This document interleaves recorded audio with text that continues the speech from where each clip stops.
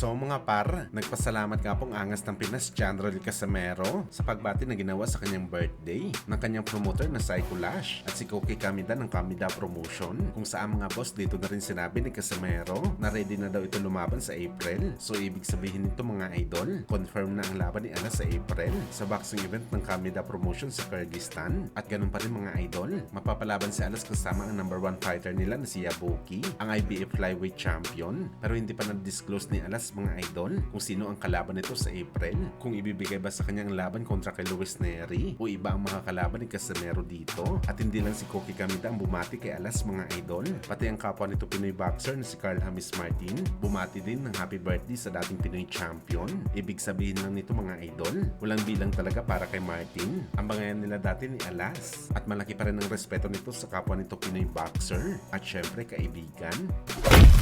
Samantala 2 Division Champion na si David the Monster Benavides umamin sa kanyang interview. Ano yung mga idol? Dalawang boxer lang daw talagang tinitingala nito nung nag-uumpisa pa lang ito gumawa ng pangalan sa sports ng suntukan. Walang iba daw mga idol kundi si Triple G Golovkin at ang ating pambansang kamao Manny Pacquiao. Ano yan ni Benavides? Marami naman daw siya idolo na boxer, lalo na sa old school boxing, pero malaki daw talagang impact na hatid sa kanya ni Golovkin at ni Manny Pacquiao kung ano man siya ngayon. Kay Golovkin daw mga idol, dito nahasa si Benavides na maging halimaw. Sa tagal daw nito na naging sparring mate ni Triple G, dito niya daw natutunan kung paano maging maangas sa ibabaw ng boxing ring. Yung tipong wala ka intensyon maawa at gusto mo lang talaga wasakin kung sino man ang kalaban mo. Ito talaga natutunan niya kay Golovkin. Pagdating naman kay Manny Pacquiao mga idol, walang masabi si Benavides. Totoy pa lang daw siya mga idol, gusto na nito maging Pacquiao. Si Pacman daw talaga ang tunay na definasyon ng isang totoong halimaw. Maliit lang pero walang pinipiling laban. Kahit sino daw iharap sa kanya lalabanan nito. Kaya ito daw talaga hanggang sa ngayon ang sinusunod ni Benavides. Iniiwasan nito na maging cherry pick sa kalaban. Dagdag pa ng Mexican Monster. Akala daw ng iba ordinaryo lamang si Pacman, pero ang totoo daw mga idol,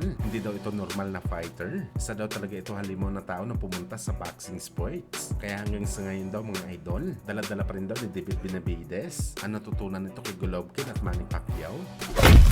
Sa kabilang banda naman mga idol, Oshaki Poster, sinabing takot daw sa kanya lumaban si Shakur. Tsanta daw nito mga idol, never daw ito lalabanan ni Shakur kahit kailan dahil sa nangyari sa sparring nila dati na pinulbos lang daw nito si Shakur sa bakbakan. Nangyari daw ito sa Mayweather Gym. Lahat daw ng fighter doon, pinugbog lang daw ni Shakur. Si Poster lang daw hindi. Pinahirapan daw ni Poster itong si Stevenson sa sparring ng halos 4 na beses. Kaya hanggang sa ngayon daw mga idol, todo iwas itong si Shakur kung pangalan na ni Poster ang pinag-uusapan.